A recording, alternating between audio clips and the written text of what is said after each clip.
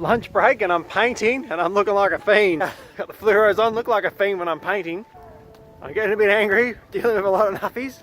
What I thought to talk about today is dealing with the emotional stress of writing. When you're a writer, you can get a little bit stressed. There's a lot of roller coaster ups and a lot of roller coaster downs to the pits of hell. You're having a good day, you get the email. An email says rejection. Your short story or your novel, your screenplay, been rejected yet again. You get a bit angry, you get a bit upset. Why is that? One reason is because when you're writing a story, you're putting your heart and soul into it.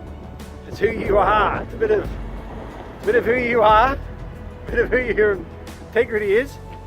And when it gets rejected, you get a bit angry because it's almost like a personal affront. That's why you can get upset in that area. Another way we can get upset with writing is that it can be a bit isolating, a bit of isolation. You're always on your own. You're always sitting down at the keyboard, at the table, or sitting on the couch with your blankets around you. Not that I do that.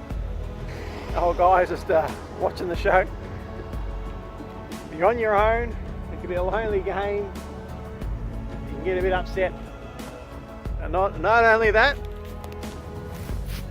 writing could be the hardest craft in the world. Now that's an example. A complicated operation may take a day for the most complicated operations. But to write an epic could take you 10 years. It definitely does take a few years just to write a story, so no operation goes that long. It's much harder to be a professional writer than it is to be a professional surgeon. There's many things to prove that writing could be the hardest craft. That's another thing that's going to get your emotions down.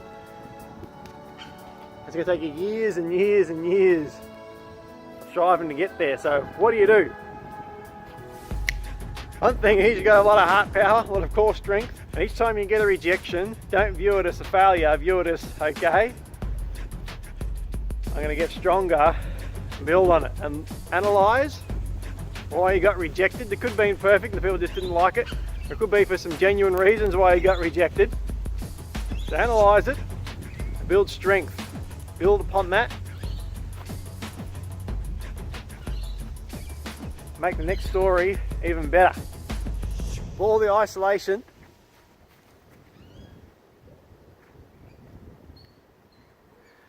and to deal with all the isolation, such as the isolation of this street I'm walking down, one idea is you may want to go right in some cafes, just where there's some people around. Now you can also put on some noise cancelling headphones, some background gentle music, some bit of Mozart or some rain noise, and just having other people around, even though you're not conversing with them, the loneliness and the isolation, it won't be there. Another thing, you may not even like cafes, but you could just go and jump in your car. You could jump in your car and drive out somewhere to a lake, sit in your front seat, pour your heart out into the work at the lake. You will feel different, you'll have a different mindset. If you're writing for a long period of time, is every hour, even 30 minutes, get up and move. A little pink stuff. I've got a little bouncy trampoline that I jog on just for a few minutes. It's getting the blood pumping through your system, puts endorphins through your system, and you'll feel better again. Do a little bit of exercise. Sometimes I pump out 20 push-ups. Whatever exercise rocks your boat. Taps your typewriter. I go for nice long walks. They can be soothing to the soul. Just remind yourself that it's supposed to be hard. It's not supposed to be easy. It's supposed to be the hardest craft. Oh, shit. Another thing, a lot of people get so stressed out they don't even start writing. They're too scared to sit down and start. Now that can be one of the big challenges of being a writer. You get scared, you want to procrastinate, you don't even make a start. What do you do about that? Well, just realising that's what it is. It's this resistance, it's natural. You just feel it and say, okay then, it's there, but I don't need to listen to it. You sit down, you start anyway, and within 30 seconds to a minute, you're in the zone and you start cooking. It's just you're creating pressure on yourself. You're building yourself up that this has got to be perfect. It never has to be perfect until the very, very, very, very final draft. Much easier to sit down and write than it is to go to the table, go to the typewriter. Before you write, that's when all the stress comes. When you're actually writing, it can be easy. Yeah, subscribe, and thumb up, and got any questions, drop them below, or any suggestions or how you deal with the emotional ups, the emotional downs of the writing craft. Work's over, back to looking cool. Maybe not cool, maybe just a little less of a theme. But on a couple of points of dealing with the emotional pain of being a writer,